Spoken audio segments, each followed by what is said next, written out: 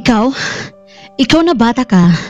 Ang sabi ko sa'yo, gawin mo ang trabaho mo dito, sa bahay. Hindi pwedeng pinapalamon ka tapos wala ka man lang naembag dito sa bahay? Pero, Ate Andrea, naglinis naman po ako ng sahig. Pati nga po ang plato, nahugasan ko na. Hay nako Richard, hindi yan sapat. Kung tutuusin, kulang pa yan eh. Ito kasing si Daddy, dinadala ka pa dito sa bahay eh. Isa ka lang namang anak sa labas. Andrea, magdandahan ka sa panalita mo ha. Nakasakit ka na. Dad, totoo naman ang sinasabi ko. Isa lamang siyang anak sa labas.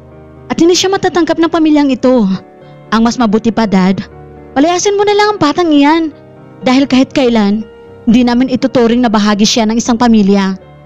Napaiyak na lamang itong si Richard dahil sa mga salitang binitiwan ni Andrea. 7 taong gulang noon itong si Richard noong iniwan siya ng kanyang ina matapos makabilang buhay ito dahil sa isang sakit. Si Richard kasi ang naging bunga noon ni na Mr. Harold Thomas at Lucy. Isang gabi noon habang nagkakilala sila sa isang bar at dahil doon ay nagkapalagayang loob ang dalawa.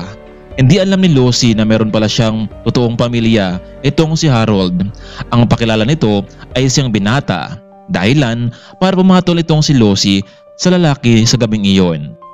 Mayaman ang pamilya ni Lucy pero dahil ayaw niya sa isang fixed marriage kaya naman ay umalis ito sa kanilang bahay at nagtungo sa isang bar at doon niya nakilala itong si Harold Thomas.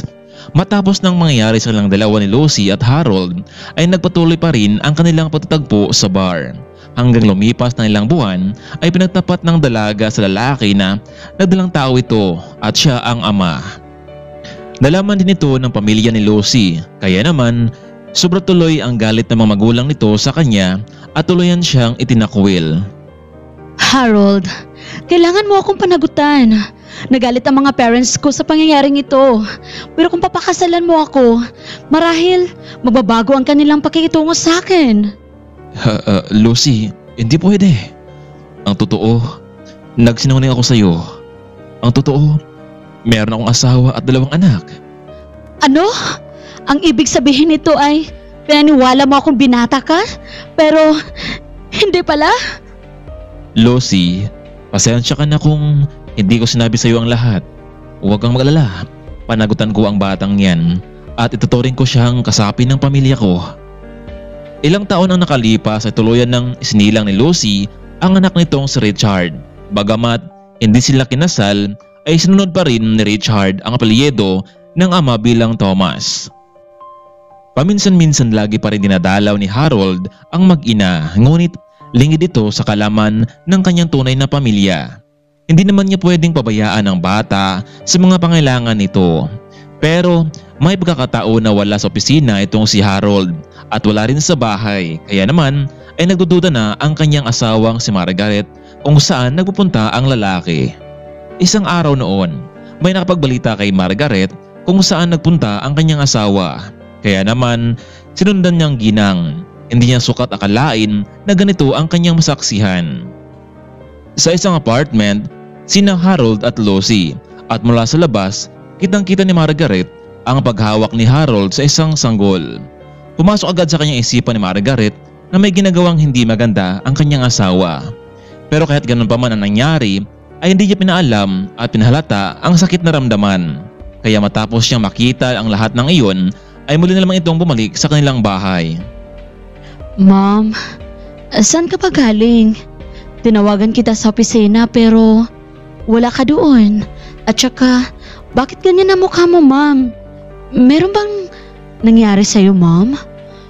Wala ito, Andrea. Billy, sige na, magbihis na kayo para pumasok na sa paaralan. Mamaya, diretso na rin ako sa opisina. Mom, nandito lang kami ni Bailey para sa inyo at para sa kumpanya. Salamat, Bailey. Andrea, mahal na mahal ko kayong dalawa. Ma'am, ano ba yung pinagsasabi mo? Sige na, magbihis na kayo. Ihatid ko na kayo sa school bago ako diretso sa opisina. Halos hindi matanggap ni Margaret ang kanyang saksihan. Kailangan niya ng kasagutan kung bakit nagtaksil sa kanya itong si Harold. Inamin niyang minsan talaga ay nag-aaway silang dalawa pero hindi naman niya inasahan na humantong sa ganito ang lahat. Inilihim nito ni Margaret sa kanyang mga anak. Ayaw niyang pati ang mga ito ay magalit sa kanyang asawa. Samantalang nagkaroon naman ng lakas ng loob itong si Lucy na dumalaw sa kanyang pamilya. Kasama nito ang kanyang anak na si Richard. Alam niyang hindi nila ito gustong makita at ang batang iyon, pero para na lamang din makita nila ito at baka sakaling magbago pa ang turing nila dito. Ngunit sobrang galit talaga nitong si Andrew Belmonte, ang ama nitong si Lucy. Dad, Mom, sana patawarin niyo ako. Kung galit man kayo sa akin, huwag niyo sanang idamay si Richard, ang apo ninyo. Di bali nang ako ang masagtan. Huwag lang ang anak ko.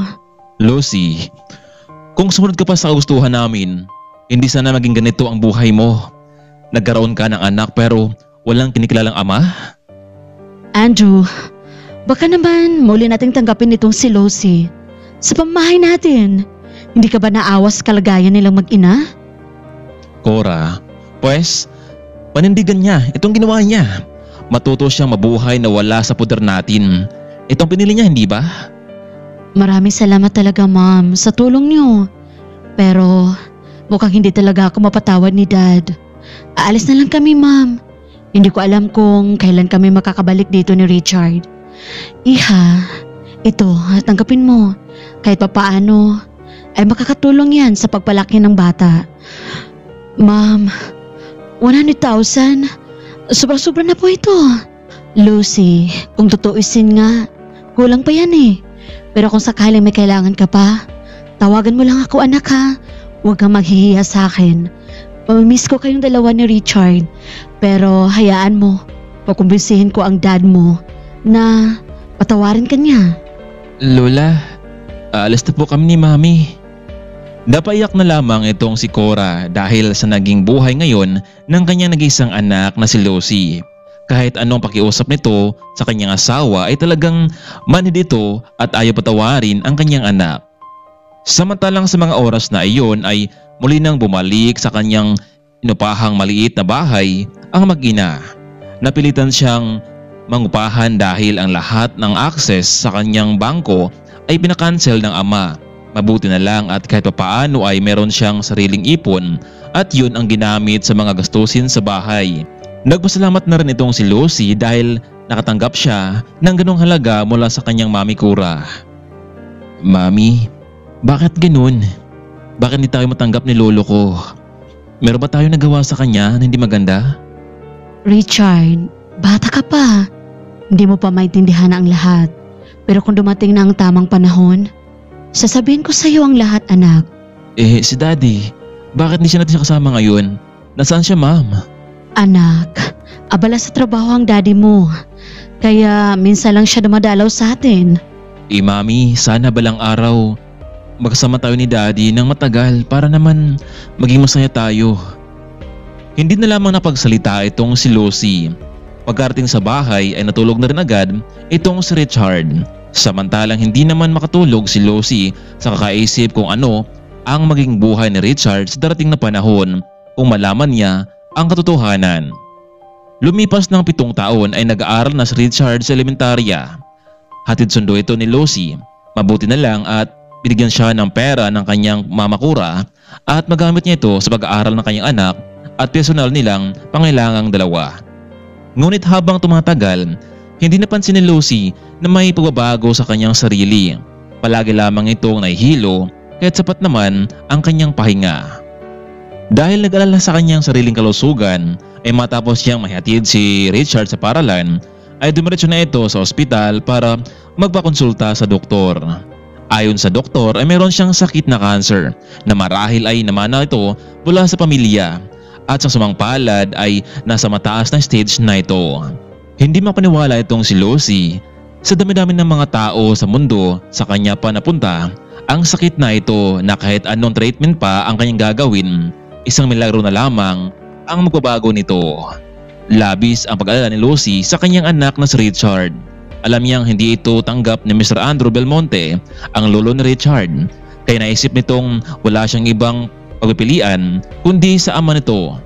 Alam ni Lucy na ilang araw na lang ang nalabi sa kanyang buhay, kaya dapat niya itong paghandaan. Hello, Lucy. Bakit ka napatawag sa akin? Ano bang mahalagang pag-uusapan? Harold, wala na akong ibang pagkatiwalaan pa. Anong ibig mo sabihin, Lucy? Harold, ipangako mo sa akin na palakihin mo na maayos ang anak natin. Hindi ko alam kung kailan ako magtagal sa mundong ito. Sana kung gaano ko kamahal ang anak ko, ganun ka din. Ipakita mo sa kanya ang pagmamahal mo. Lucy, pwede ba? Masyado kang madrama. Ano ba talaga ang nangyari? Harold, iiwan ko sa iyo ang anak ko, si Richard. May sakit ako.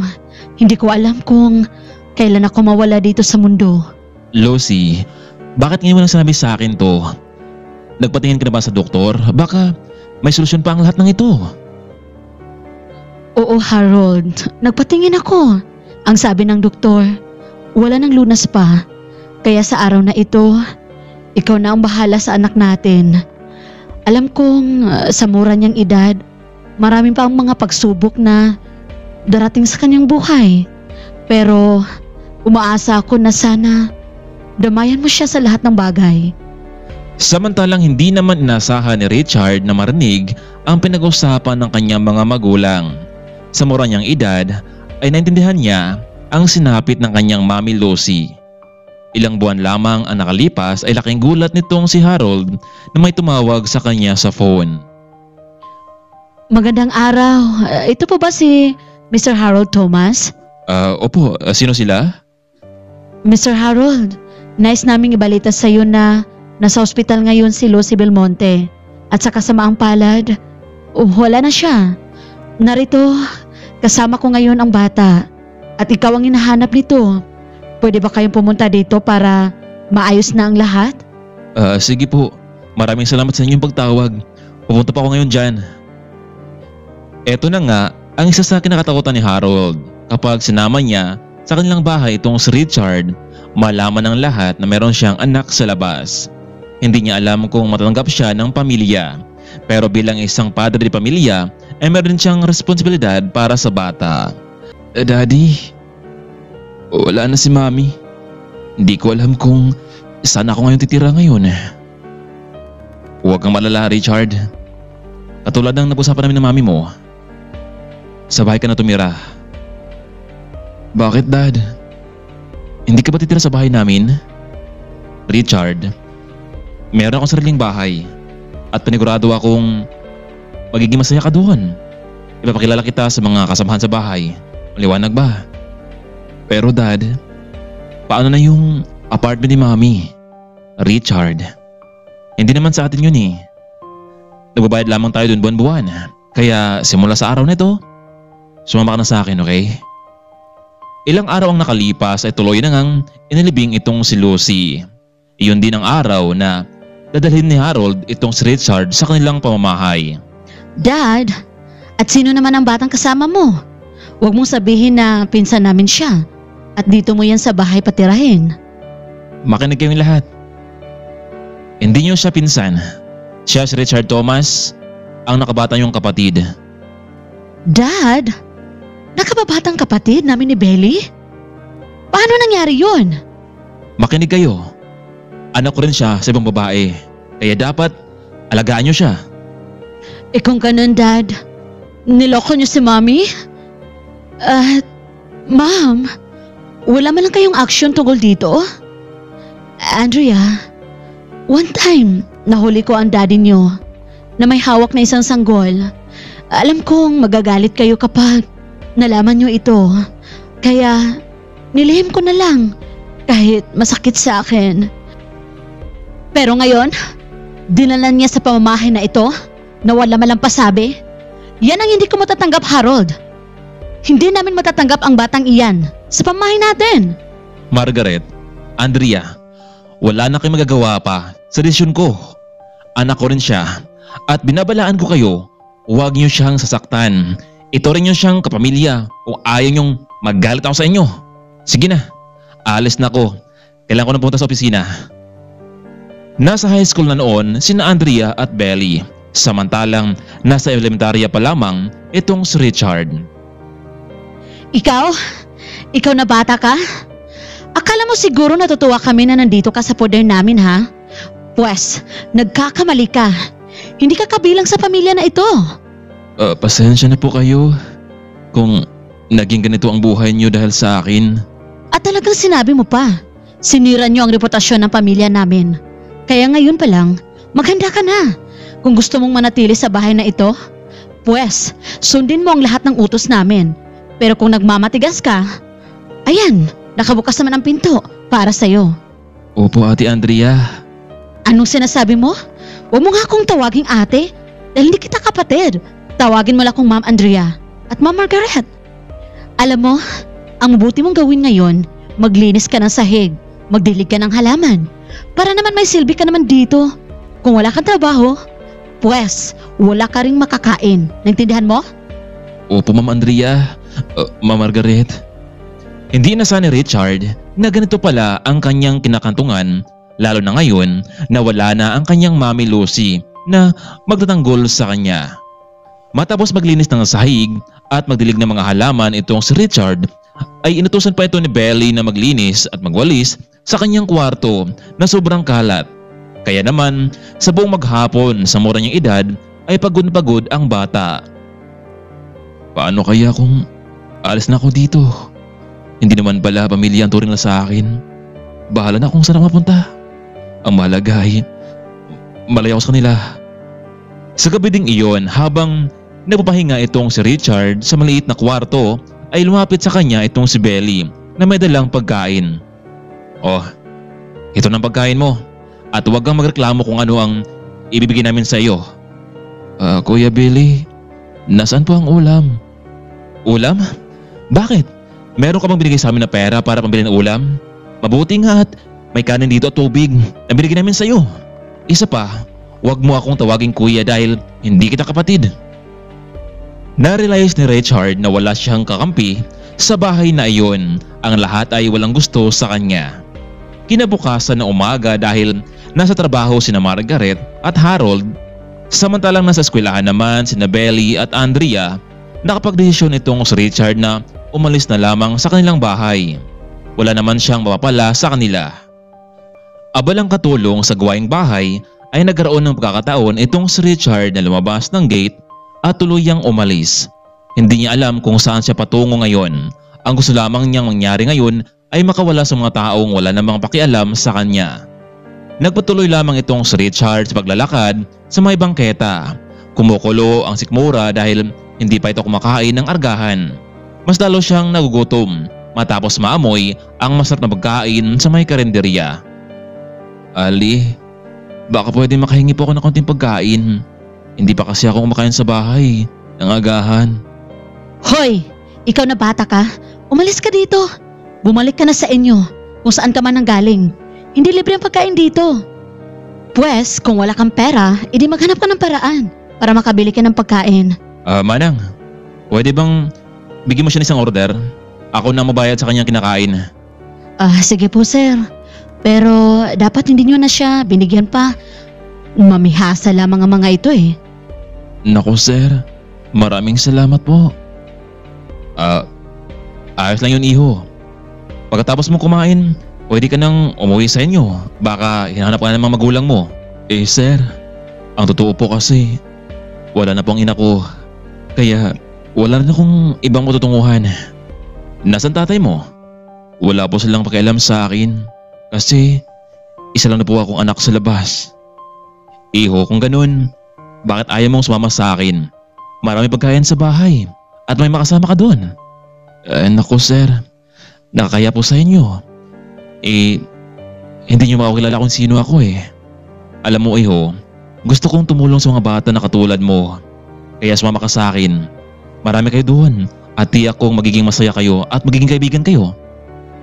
Napangiti na lamang itong si Richard dahil may taong tumulong sa kanya. Maraming salamat po sir. Gagawin ko po ang lahat para makatulong po sa inyo. Aba, okay yun ah. Kung ganun, walang problema sa akin. Sigurado ako magiging masaya ka kasama ng ilang mga batang yun sa bahay. Matapos kumain itong si Richard ay sumama ito sa lalaki. Labis naman ang kanyang kasiyahan dahil merong taong tumulong sa kanya. Nakarating na sila sa isang lumang bahay. Tila abandonado itong bahay at may kalayuan sa lungsod. Oh, nandito na tayo iho. Makasama mo na rito ang mga batang katulad mo na walang pamilya. Bumaba sila sa sasakyan at isang lumang bahay nga ang kanilang pinasukan at napaligiran ng mga kahoy. Oh, nandito na tayo, nasa loob na sila. At bukas meron tayong gagawin para naman makapera tayo para sa inyong pagkain ha, okay? Pagpasok ni Richard sa lumang bahay ay nakita niya ang nagkakumpulang mga bata sa loob. Mukhang ilan sa kanila ay mukhang galing din sa lansangan. Sige na, diyan muna kayo. Magluluto muna ako ng hapunan sa inyong lahat para bukas pera na naman ang hanapin natin. Habang nakupo itong si Richard sa may gilid ay nilipitan siya ng isang batang babae. Hoy, bakit ka nandito? Bakit ka sumama sa taong yun? Binigyan niya kasi ako ng pagkain eh. At ang sabi niya, marami daw mga bata dito sa bahay niya at maging masaya ako. Naku, kabaliktaran ng sinasabi ng mamang yun. Pinakain ka nga niya kasi meron siyang balak na masama sa'yo katulad namin. Alam mo bang araw-araw kaming pinapalimos sa bangketa? Kailangan may madala kaming pera pag uwi namin dahil kung hindi, naku, wala kaming makain. Ano? Ganun ba? Akala ko ba mabait siyang tao? Yun din ang akala namin noon pero isa pala yung pain para kumagat kami sa kanyang pain. Kung ganun, tumakas na naman tayo dito o magsumbong tayo sa mga pulis. Naku, yan ang wag mong gagawin dahil sinubukan na naming tumakas noon pero nahuli niya pa rin kami. Hindi na tayo makakatakas pa sa kanya. Pwera na lang kung siya mismo ang nagpalaya sa atin. Kaya bukas, ihanda mo na ang sarili mo para sa pangpalimos. Siguraduhin mo lang na may mauwi kang pera. At huwag kang tumakas dahil mahuhuli ka pa rin. Matapos na pag-uusap ng dalawang bata ay natulog na rin sila. Hindi naasahan ni Richard na mas komplikado pala ang kanyang buhay ngayon. Pero kung sa bagay ay wala naman ding ibang nagmamahal sa kanya, kaya makisama na lamang ito sa mga bata para mabuhay sa mundo. Kinabukasan, hoy, gumising na kayong lahat. Ikaw na baguhan ka. Sumama ka kay Laika para matutunan mo rin ang kalakaran sa labas. Alam mo na dapat ang ituro mo sa kanya, Laika. At umuwi ka dito sa tamang oras. Opo, Kuya George. Sisikapin po naming makarami ngayon. Yan ang gusto ko sa inyo, Laika. Isinakay ng lalaki ang 10 kabataan kasama rito sina Richard at Laika para simulan na ang kanilang hanap buhay. Hoy, Laika, ikaw nang bahala sa baguhan. Kailangan mo siyang turuan kung paano makahakot ng maraming pera. Masusunod po, Kuya George. 10 mga kabataan ang isinakay sa isang sasakyan kasama na doon sina Laika at Richard. Makinig kayong lahat ha. Maghintay ako dito at sa tamang oras ay bumalik kayong lahat. Sige na, ano pa hinintay nyo? Umalis na kayo. Laika, ganito ba talagang trabaho natin araw-araw? Magsuot ng isang pulubing kasuotan? Oo, Richard. Kailangan namin tong gawin. Kapalit ng pagtira namin sa kanila at higit sa lahat, para sa pagkain natin araw-araw para tayo ay mabubuhay. Pero paano kung wala akong makolekta na pera dahil hindi naman talaga ako marunong humingi ng mga pera sa ibang tao eh. Richard, gawin mo lang ang makakaya mo. Huwag kang mag-alala. Tutulungan kita. Lumipas ng ilang oras ay nagpatuloy sila sa panlilimos. Napansin ni Laika na hindi sila nakikita ni George pero tila nakamatyag pa rin ito sa kanila. Walang tao na nabibigay kay Richard dahil unang-una pa lamang ang itsura nito kaya walang maniwala sa kanyang kalagayan. Samantalang ito namang si Laika ay bagamat maganda, bata pero talagang nagbagap siyang madungis at mukhang kaawa-awang tingin sa mga tao para naman maraming mabibigay sa kanya. Lumipas na maghapong panilimos ay maraming nakolekta itong si Laika at ang iba pang mga kabataan. Samantalang itong si Richard ay walang naipon. Oh, Richard, kumusta? Laika, wala talaga akong mabigay eh. Laika, tulungan mo naman ako. Gusto ko munang umalis dito. Hindi ako matatagal dito sa lugar na to. May pamilya naman ako naghintay sa akin at marahil hinahanap din nila ako. Ngayon, sana matulungan mo ako, Laika. Balang araw kapag naging maayos na ang buhay ko, babalikan kita dito at isama kita sa akin. Naku, ang ganda naman ng plano mo, Richard, pero mukhang dito na yata ako tatanda Wala na akong pamilyang babalikan pa. Mabuti ka pa dahil may pamilya ka at may naghahanap sa'yo. Sige, ikaw ang bahala. Pwede kitang tulungan makatakas dito, pero kung mahuhuli, huwag mo akong idadamay ha? Oo naman, Laika, pangako yan. Babalikan kita dito sa lugar na ito. Tandaan mo yan. Babalikan kita. Oh, sige na, Richard.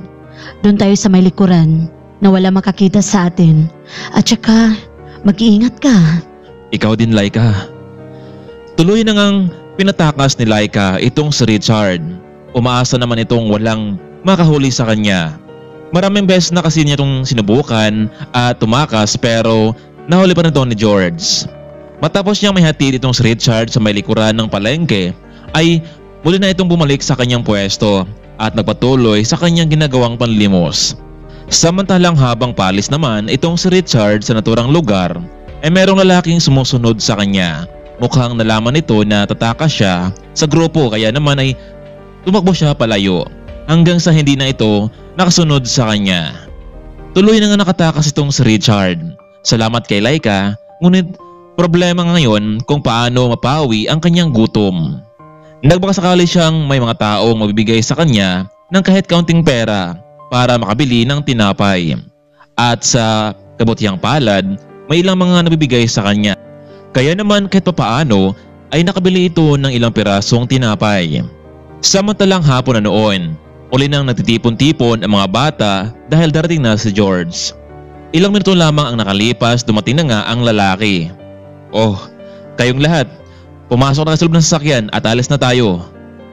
Matapos sumakay ng lahat, agad namang umalis ang sasakyan. At pagkarating nila sa kanilang kuta, ay nagulat itong si George kung bakit kulang sila ng isa.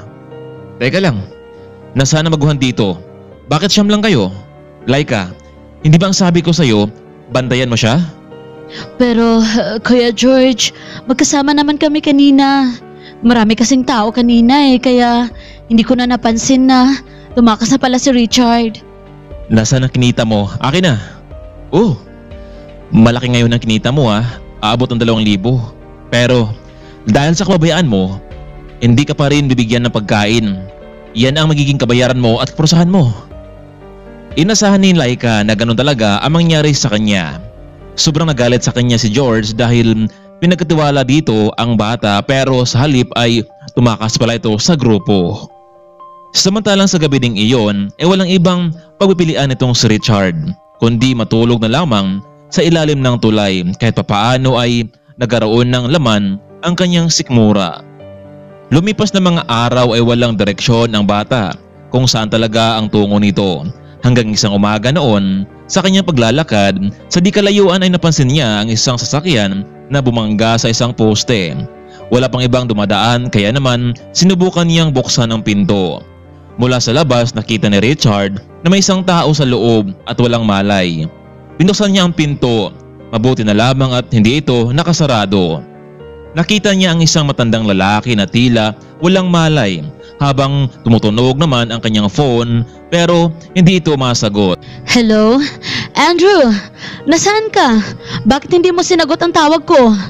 Hello po ma'am, nakita ko po ang sasakyan ni sir na bumangga sa poste. Wala po siyang malay ngayon. Ano? Iho, nasaan kayo ngayon? Wala bang ibang tao dyan?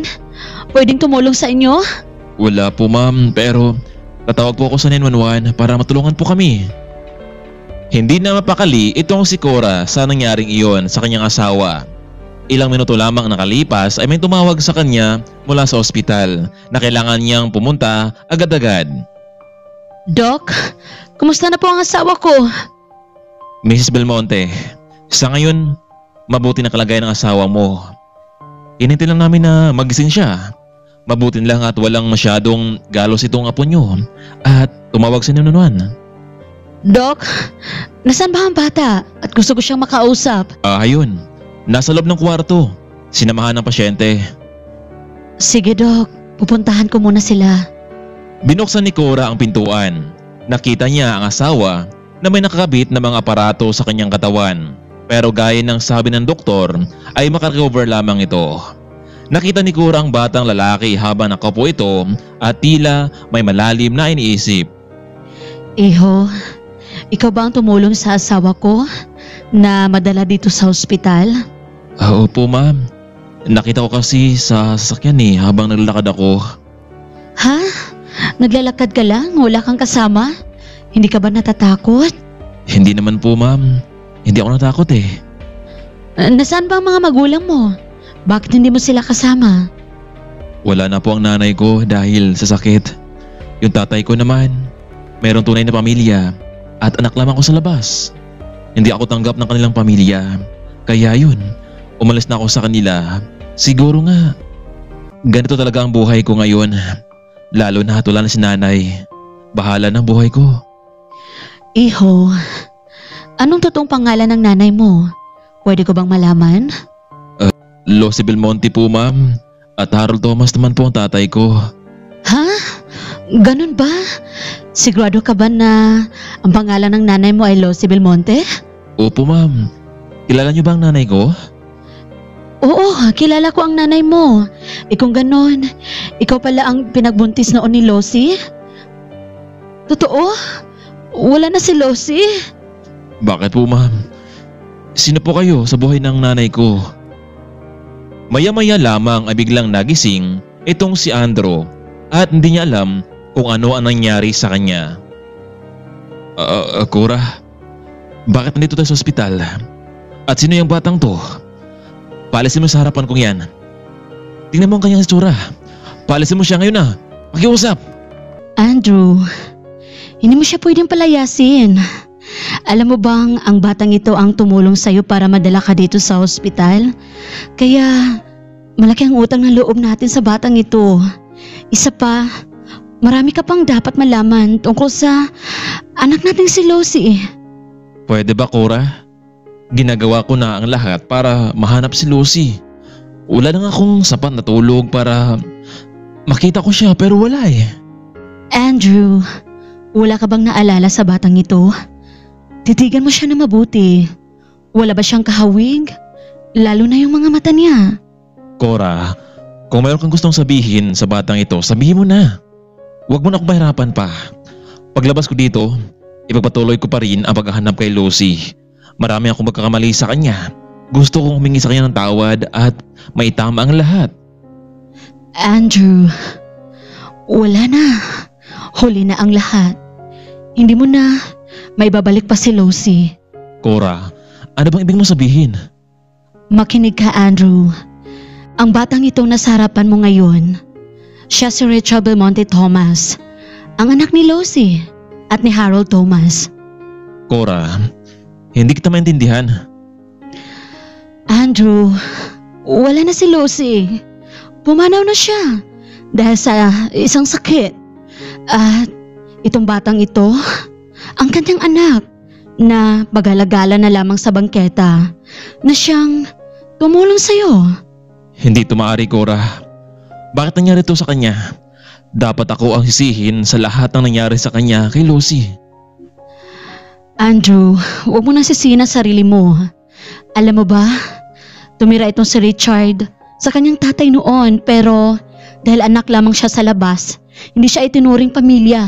Inabuso siya at sinaktan siya. Ano itong nagawa ko kay Lucy? Hindi ito maaari. Andrew, nangyari na ang lahat. Hindi na natin maibalik pa ang buhay ni Lucy. Kaya sana, bilang pag-alala natin kay Lucy, gawin natin ang lahat para sa kanyang anak na si Richard. Alam mo bang, nakuha ni Richard ang mga mata ng kanyang ina? Oo, tama ka, Cora. Kailangan nating bumawi sa lahat. Iho, simula ngayon, dito ka na sa amin. Wala nang mag-abuso sa'yo. Magpapatuloy ka sa pag-aaral mo. Ako ang lolo mo at siya naman ang lola mo. Lolo, lola, matagal ko nang pinangarap na sana meron din magtatanggol sa akin. Sa amin ni nanay noon. Pero hindi ko inaasahan na darating kayo sa buhay ko. Salamat po lolo, lola. Hayaan niyo po, magiging mabait po ako sa inyo at sisikapin kong makapagtapos ng pag-aaral para kay nanay at sa inyo. Maya-maya pa ay muling pumasok ang doktor para obserbahan ang kalagayan ng pasyente. Mr. Belmonte, kumusta na ang pakiramdam ninyo? Okay na, Doc. Kung tutusin nga, pwede na akong lumabas ngayon eh. Sa ngayon, Mr. Belmonte, kailangan mo pang magpahinga ng sapat na oras. Marahil bukas, pwede ka na makalabas. Naku, Doc, maraming salamat. Naku, wala yun. Dapat sa'yo, sa bata ko pasalamat dahil siya ang tumulong sa'yo, hindi ba? So paano, Mr. Belmonte? Mukhang maayos ka naman at pakiramdam ko ay malakas ka na. Sige na, pupunta muna ako sa ibang pasyente. Muling lumabas ang doktor. Halika kayo dito ang dalawa, Richard, Cora. Pwede ko ba kayong mayakap? Lumapit naman ang dalawa sabay niyakap ni Andrew. Hindi niya mapigilang mapaiyak dahil sa mga nagawa niya noon sa mag-ina. Kinabukasan ay tuloy na ngang nakalabas sa ospital ang pamilya. Sumakay na sila sa isang sasakyan na pinagmamaneho naman ni Cora.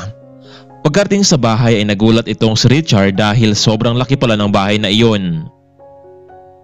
Bakit, Richard? Lola, ang laki pala ng bahay niyo dito. Richard, hindi lang yan sa amin.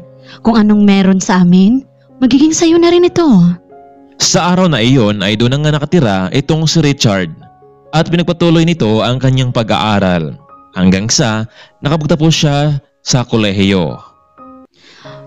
Richard, natutuwa talaga kami ng lolo mo dahil isa ka ng ganap na negosyante ngayon at dahil dyan, nakapag-desisyon kami ng lolo mo na ipamana namin lahat sa iyo ang mga ari-arian namin, lalo na ang kumpanya. Pero Richard, gusto ng lolo mo na magkaroon ka ng girlfriend at siya ang makasama mo sa buhay mo at sa pagpapatakbo ng ating negosyo. At sana bago kami mawala dito sa mundong ito, makilala namin siya. Lola, wala pa kasi ako nakilala at nagustuhang babae pero huwag kayong magalala. Darating din yun. Dahil handa na itong si Richard, kaya naman pinakilala nito bilang bagong tagapagmana sa kumpanya at marami ang nagulat sa pagpapakilala sa kanya. Oh, iho, kumusta naman ang bago mong trabaho? Lola, hindi pala basta-basta ang posisyon na binigay mo sa akin eh. Iho, naniniwala naman ako na mas magaling ka pang tagapagmahala, lalo na kung meron ka ng inspirasyon. Lola naman. Lumipas na mga buwan ay mas naging kabisado na ni Richard ang lahat ng trabaho sa kumpanya. Sa kabilang dako naman, umaga noon na masyal itong si Richard. Gamit nito ang regalong sasakyan ng kanyang lolo Andrew. Naisipan niyang pasyalan ang ilan sa mga lugar noong kasama pa nito ang kanyang ina. Bumaba siya sa sasakyan at naglakad. Uling pinagmasdan ang naturang lugar. Mga masasayang alaala na lamang ang nabubuhay sa kanyang isipan ngayon. Sa kanyang paglalakad ay meron siyang nakasalubong na dalaga. Dahilan at nagumbuguan silang dalawa at muntik na siyang matumba. Naku miss, pasensya ka na. Hindi kita napansin eh. Ayos ka lang ba? Okay lang sir, ayos lang po ako. Pasensya na rin kayo, nagmamadali kasi ako eh. Nagpatuloy na lamang ang dalaga sa kanyang paglalakad. Samantalang nanumbalik naman sa isipan ni Richard ang babaeng nakabanggaan niya kanina lang. Mukhang kilala niya ito pero hindi niya matandaan kung saan. Kinuha ni Richard ang wallet sa kanyang bulsa ngunit nagulat siya dahil wala na ito. Marahil yung babae na kabunggo niya kanina ang kumuha ng kanyang pitaka. Samantalang mabilis naman tumakbo ang babaeng nakabungguan ni Richard. Hawak-hawak nito ang isang wallet na nalalaman ng calling card, pera at ilang mga IDs. Laking gulat ng dalaga kung sino ang nagumay-ari ng wallet na iyon, Mr. Richard Belmonte Thomas. Biglang napaisip itong si babae. kung saan niya nakilala ang lalaking iyon. Muling naglakad naman ang babae papalayo pero hindi niya inasahan na mahabol siya ng lalaking dinukutan niya ng pitaka. Miss, alam kong ikaw yung kumuha ng pitaka ko. Pakiusap, ibalik mo yan sa akin. Ikaw ba si Richard? Yung batang nakasama ko noon sa panglilimos? Laika? Ikaw ba yan? Ang ganda mo naman ngayon. Hindi ko inasahan to. Pero bakit ganito ang trabaho mo? Isang mandurukot? Hindi ka ba natatakot? Richard, masyadong mababa ang kitaan namin sa panglilimos. Isa pa, wala na si George. Nahuli na siya ng mga pulis. Kaya ako na ngayon ang naging kahalili para maging pangulo ng grupo. Alam mo, maraming mga bata na ngailangan ng tulong. Mga batang inabandonan ng pamilya. At kami ang tumutulong sa kanila. Pero nahihirapan ako lalo na sa pagdating sa pinansyal. Kailangan ko ng malaking halaga para mapakain ko silang lahat. Kaya nagawa ko ito. Laika, natandaan mo ba ang sinabi ko sa'yo noon bago ako tumakas? Oo, Richard. Natandaan ko. Hindi ba ang sabi mo na balikan mo ako? Pero hindi ko naman alam na gagawin mo iyon. Kaya nga Laika, for how many years, bumalik ako dito dahil may nag-joke sa akin na muli kang balikan. Talaga ba, Richard? Pero paano mo kami matutulungan? Lalo na ang mga ulilang mga kabataan. Pagdating sa ganyang mga bagay, huwag kang mag-alala. Ako nang bahala sa kanyang pagkain sa loob ng isang buwan o masigit pa. Ha? Tama ba ang narinig ko sa iyo, Richard? Pero paano?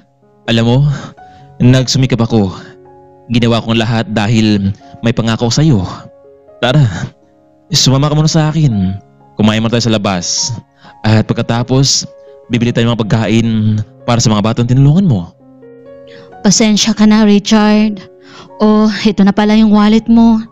Alam mo kung tutuusin, ayaw ko na talagang ganitong trabaho pero napilitan lamang ako dahil naawa ako sa mga bata. Alam ko naman yun, Laika, na hindi ka talaga masamang tao. Matapos nilang nag-uusap ay sumunod na lang itong si Laika at sumakay sa sasakyan. Alam mo, Richard, hindi talaga ako makapaniwala sa iyo Sa loob ng maraming taon, naging ganito ka na kayaman. Ang totoo, Laika, yung mga bagay na nakita mo ngayon ay dahil yan sa kayamanan ng lolo't lola ko.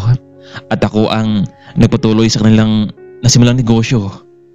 Nagpasalamat ako sa iyo dahil noong panahon na pinatakas mo ko, yun din ang panahon na nakita kami ng lolo ko. Paano kaya kung hindi mo ako pinatakas? Marahil hanggang ngayon, hindi ako magiging ganito at sa lansangan pa rin ako nakatira. O siya, nandito na tayo sa restaurant.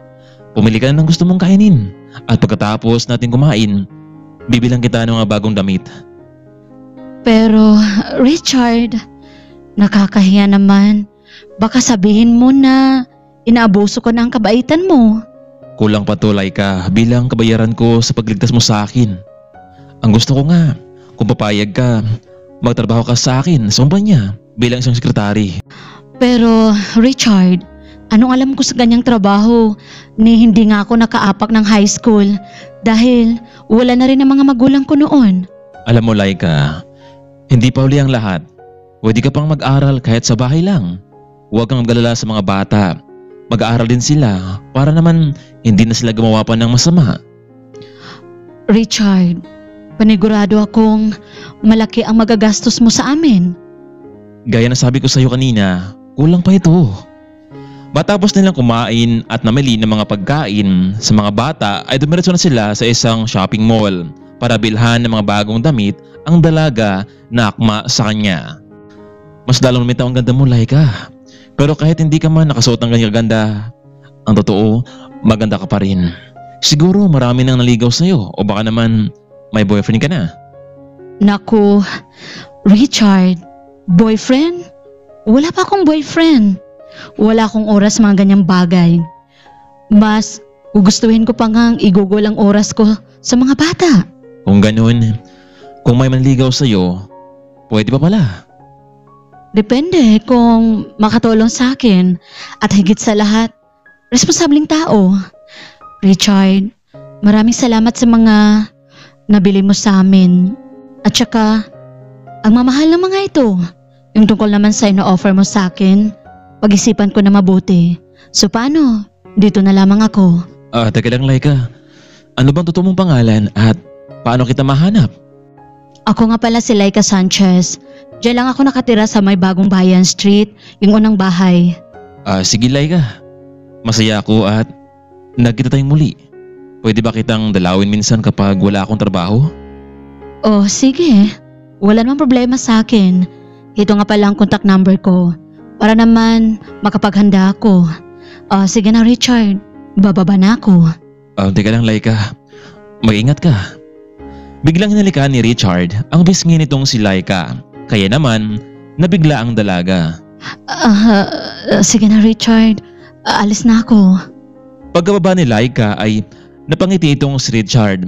Inakala niyang magalit ito sa kanya. Samantalang habang papalakad naman ang dalaga ay hinawakan niya ang kanyang pisngi at napangiti. Ito kasi ang unang pagkakataon na may humalik sa kanyang lalaki. Ate Laika, mabuti naman na nakauwi ka na. Kanina ka pa namin hinahanap eh. Naku, pasensya na kayo. Umalis kasi ako pero huwag kayong mag-alala dahil may dala akong mga pagkain para sa inyong lahat. Talaga Ate Laika? Yay! Saan mo naman nakuha ang perang pinambili mo dyan? At saka napansin namin na maganda ang suot mo ngayon Ate Laika.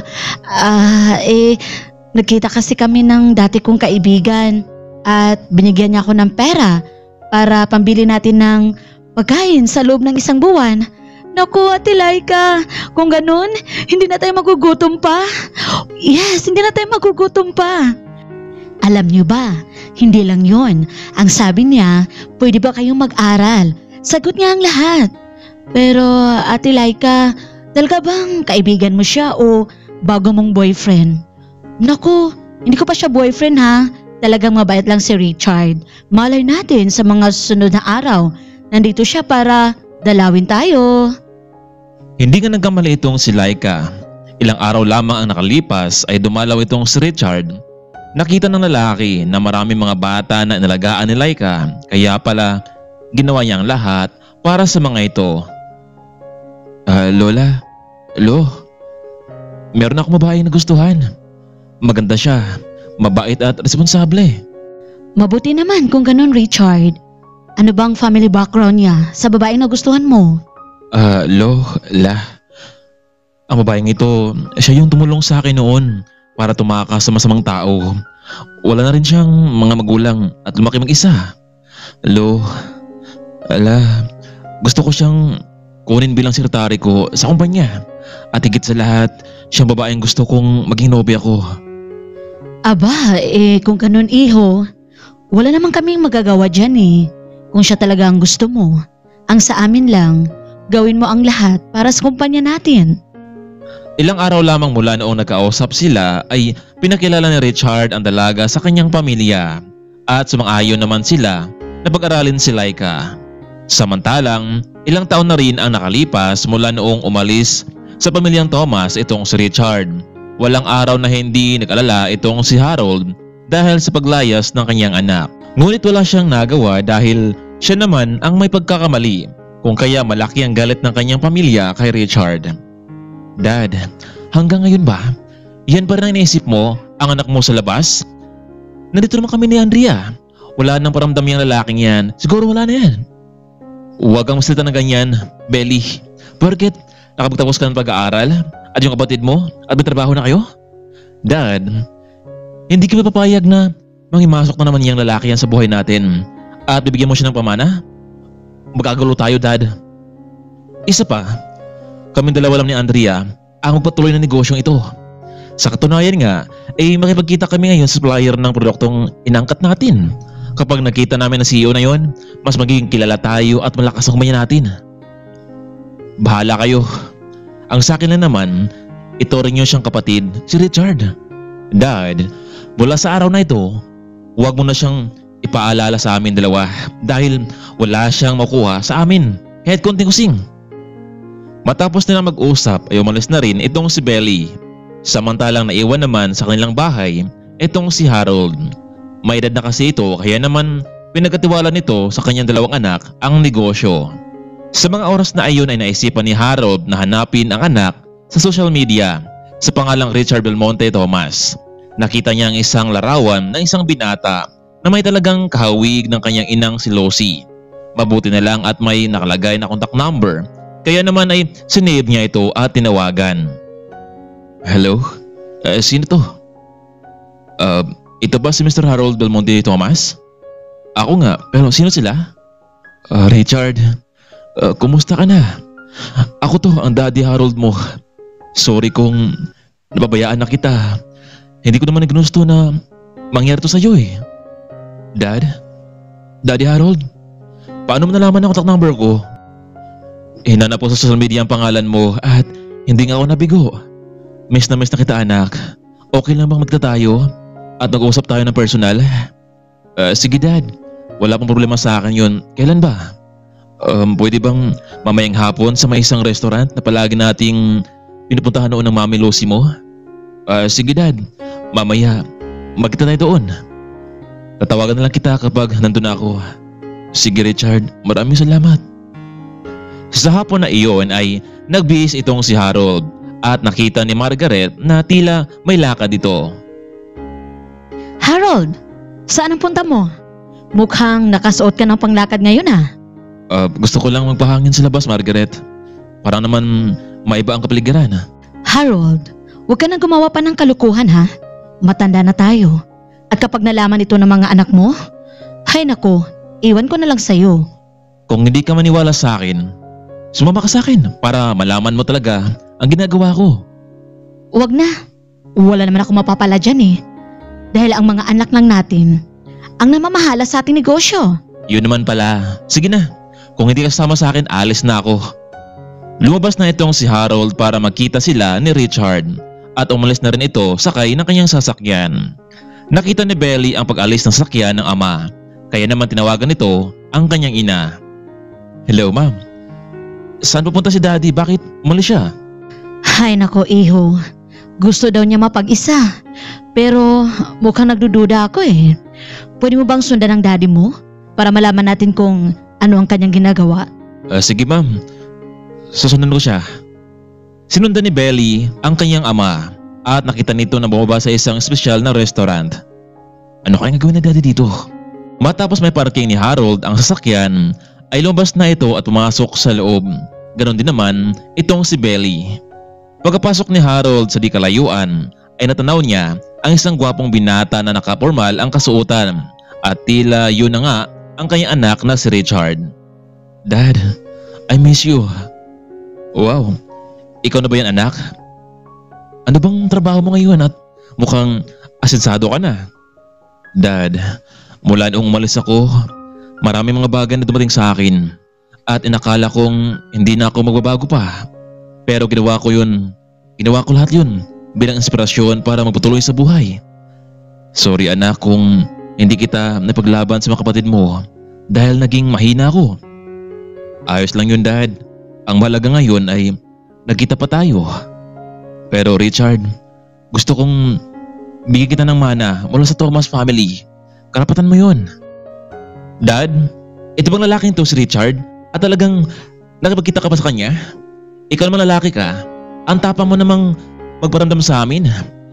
Alam ko namang mana lamang habol mo kay Daddy, pers nagkakamali ka. Kuya Billy, wala akong intensyon na humingi ng mana sa inyo. Gusto ko lang namang magpagkita kay Daddy. Sinungaling ka.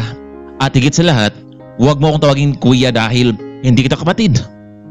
Biglang sinuntok ni Belly itong si Richard kaya naman ay hindi ito nakaiwas. Ikaw, sa oras na ito na muli kayong magkita ni Daddy, hindi lang yan aabutin mo. Bakit? Wala na ba akong karapatan kay Daddy ha? Sige, sayo na si Daddy. Total naman, wala na siyang pakinabang sa kumpanya. Magsama na kayong dalawa. Huwag mo lang pakialaman ang negosyo namin. Bakit ganyan kayo Billy sa kanya? Walang ginawa si Richard sa inyo. Kayo na nga nakinabang sa lahat ng pinaghirapan ko. Siyempre Dad, kami ang tunay niyong anak. Kami lang ang mamana nito. Umalis na itong si Belly sabay tawag sa kanyang ina. Ma'am, nakita ko si Daddy. nakipag-usap siya sa kanyang labas na anak. Ano? Hindi ito pwede, Belly. Baka gusto niyang humingi ng mana mula sa atin. Ma'am, mas pinili ni Daddy na sumama sa kanya kaysa sa atin. Kung yun ang pinili niya, Belly, pues panindigan niya yun. Huwag na siyang umuwi pa dito sa bahay natin dahil hindi ko siya matatanggap. Alam na ba ito ni Andrea? Naku ma'am, hindi pa, pero panigurado ako magalit yun. Dad, sumaman po kayo sa akin. Meron po akong apartment at pwede kang tumira doon. Pero Richard, hindi ko magawa ang lahat ng gawain sa bahay. Kailangan ko pa rin ng makasama. Dad, tara. Sumama ka muna sa akin at kung hindi mo magustuhan ang lugar na yun, pwede tayong maghanap ng iba. Iho, sorry talaga dahil napabayaan kita. Alam mo, meron ako naipon sa sarili kong bank account. Siguro, abot nyo na 1 milyon. Yun na lang siguro ang tanging ipapamana ko sa'yo dahil kinamkam ng mga kapatid mo ang ari-arian at negosyo. Dad, kung may pera ka, hayaan mo na para magamit mo yan sa sarili mo. Ang mahalaga lang sa akin ngayon ay muli tayong nagkita. Biruin mo, mahigit 20 taon na hindi tayo nagkita. Matapos nilang mag-usap ay sumakay na sila sa kanilang mga sasakyan. Dad, sundan mo na ako, okay? Sinundan naman ni Harold itong si Richard hanggang sa nakarating na sila sa isang subdivision na halos may kaya lamang ang pwedeng tumira dito. Tumawag itong si Harold kay Richard sa phone habang sinusundan ang sasakyan. Iho, sigurado ka bang dito tayo pupunta? Mayaman lamang ang pwedeng tumira dito Bakit dad? Hindi pa tayo pwedeng tumira dito? Hindi naman sa ganun iho. Nabigla lang ako Pinagbuksan ng mga gwardya ang malaking gate at walang ibang makapasok dito maliban na lamang sa mga taong nakatira mula sa loob ng subdivision. Dad, nandito na tayo. Welcome to my Belmonte Thomas subdivision. Ha? Tama ba ang narinig ko iho? Belmonte Thomas subdivision? Oo dad, ang subdivision na ito ay pagmamay-ari ko at marami pang iba pagdating sa negosyo. Pero paano Richard? Dad, muli kami nagkita ng lolo't lola ko. Tinanggap nila ako at dahil doon, ako ang tagapagmana ng Belmonte International Group of Companies. Kaya simula ngayon dad, dito ako namirahan kung okay lang sa'yo na nakasama tayo dito. Mga batang tinulungan kong makapag-aral dito at heto, nga pala si Laika Sanchez, ang babaeng tumulong sa akin noon nung bata pa lamang ako. Hello po sir. Magandang araw po sa inyo. Nako Richard, siya bang girlfriend mo? Hindi dad, pero pwede kung sasagutin niya ako. Napangiti na lamang itong si Laika sa sinabi ni Richard. Ayos na ako dito iho, lalo na at may mga bata akong makasama dito. Hindi katulad sa bahay natin, puro na lamang alitan, awayan sa negosyo. Dad, huwag kang malala dito. May lugar sa loob ng subdivision kung talagang gusto mong tahimik na lugar at kailangan mong mag-isa. Pero kapag kailangan mo mga bata, tawagan mo lang sila, okay? Binabati kita Richard sa tagumpay mo. Samantalang sobrang galit naman nitong si Belly dahil mas pinili ni Harold na sumama sa anak nitong sa labas. Kinabukasan ay maagang umalis itong si Belly, Andrea at Margaret para makapagkita sila sa CEO ng isang sikat na kumpanya sa buong mundo. Galingan yung dalawa, Bailey, Andrea.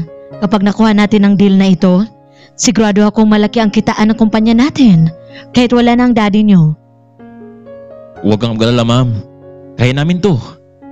Nakipagkita si Belly sa isang malaking kumpanya. Umaasa silang ito na ang kanilang pagkakataon para mas lalong yumaman. Pumasok sila sa isang mamahaling hotel para doon nila pag-usapan ang negosyo. Pagkarating nila sa loob ng conference room, nakita ni Belly ang lalaking sinuntok nito kahapon. Ikaw? Richard? Bakit nandito ka? Ma'am, Andrea. Siya si Richard, ang anak ni daddy sa labas. Umalis ka dito o baka naman isa kang janitor sa lugar na ito. Kaya nandito ka. Tingnan mo naman ang lugar na ito, ang dami alikabok. Hindi mo ginawa ang tungkulin mo sa hotel na ito. Bagay sa'yo tanggalin. Umalis ka na dito habang wala pa dito ang CEO ng Belmonte International Group of Companies. Hindi na lamang napasalita itong si Richard. Maya-maya pa ay dumating na rin ang sekretarya ng Belmonte Group. Hello, good morning everyone. Welcome to Belmonte's Hotel. For the meantime, Thomas family, please be seated. I'm Secretary Laika Sanchez and Miss, alam mo namang espesyal ang meeting na ito with CEO ng Belmonte Groups. Bakit nandito ang lalaking yan? Isang janitor? Pwede bang palabasin mo yan bago dumating dito ang CEO? Pero sir, Ano? Hindi mo ba kaya? Baka gusto mong ako na mismo ang magpapalabas ng lalaking yan dito sa conference room. pero sir, hindi po pwede dahil Anong hindi pwede? Bakit? Sino bang lalaking yan? Ano? Magsalita ka. Tama na, Laika. Hayaan mo ako na magpaliwanag sa kanila. Mr. Belly Thomas, natutuwa ako dahil nagkita tayong lahat dito ng pamilya mo. Alam kong gusto nyong makipagnegosyo sa Belmonte's Group of Companies para lumakas kayo. Aba, wala ka nang pakialam doon, Richard, dahil isa ka lang namang sampid sa pamilya namin. sir, sumusobra na kayo. Hindi niyo alam kung sino ang kaharap niyo ngayon. Siya lang naman ang CEO ng Belmonte International Group of Companies. Ano? Nagpapatawa ka ba, sekretarya? Siya? Paano nangyari yun? Samantalang anak lamang siya ng daddy namin sa labas. Narinig mo naman siguro ang sinabi ng sekretary ko, Belly. Mabuti nga at nakita ko kayo dito bago ko aprobahan ang kontrata nyo. Sorry, pero hindi ako makipag-deal sa inyo. Ayaw kong marumihan ang kumpanya ko sa mga taong walang puso, walang utang na loob kay daddy. Pero Richard, kung ikaw man ang may-ari nito, please, huwag mong gawin to sa amin Babagsak ang kumpanya namin kapag hindi mo inarubahan ito, kapag di mo tinanggap. Pwes, yan ang dapat sa inyo. Pinilabas ng mga gwardya sina Belly, Andrea at Margaret. Ang totoo na awas Richard sa mga ito pero hindi niya alam kung ano ang gagawin ng mga ito sa kumpanyang pinagkatiwala ng kanyang lolo at lola. Ilang buwan lamang ang nakalipas ay nabalitaan ni Richard na tuloy na ngang bumagsak ang Thomas Company dahil sa hindi maayos na pamalakad ng dalawang magkapatid. Gusto himang tumulong ni Richard sa magkapatid pero pinigilan ito ni Harold. Hayaan silang magdusa at ito ang magiging aral sa kanila. Samantalang hindi naman matiis ni Richard ang kanyang totoong naramdaman kay Laika. Pinatapat niya dito sa dalaga ang kanyang totoong nararamdaman. Hindi naman siya binigo ni Laika. Tinanggap ng dalaga ang kanyang pag-ibig at walang nagawa dito ang kanyang lolo at lola. Ang mahalaga sa relasyon ay totoo ang kanilang pagmamahalan. At dumating na nga sa panahon na kinasal sila Laika at Richard. Dinaluhan ito ng pamilya at iba pang mga empleyado. Maliban na lamang sa 3 tao na naging kontrabida sa buhay ni Richard. At doon nagsimula ang buhay bilang mag-asawa nilang dalawa at nagpatuloy sa kanilang pangarap sa buhay kasama ng kanilang pamilya at mga taong nagmamahal sa kanila. Hanggang dito na lamang muna, kaibigan. Maraming salamat sa walang sawang pagsuporta ninyo sa ating munting channel. Hanggang dito na lamang muna. Maraming salamat at paalam.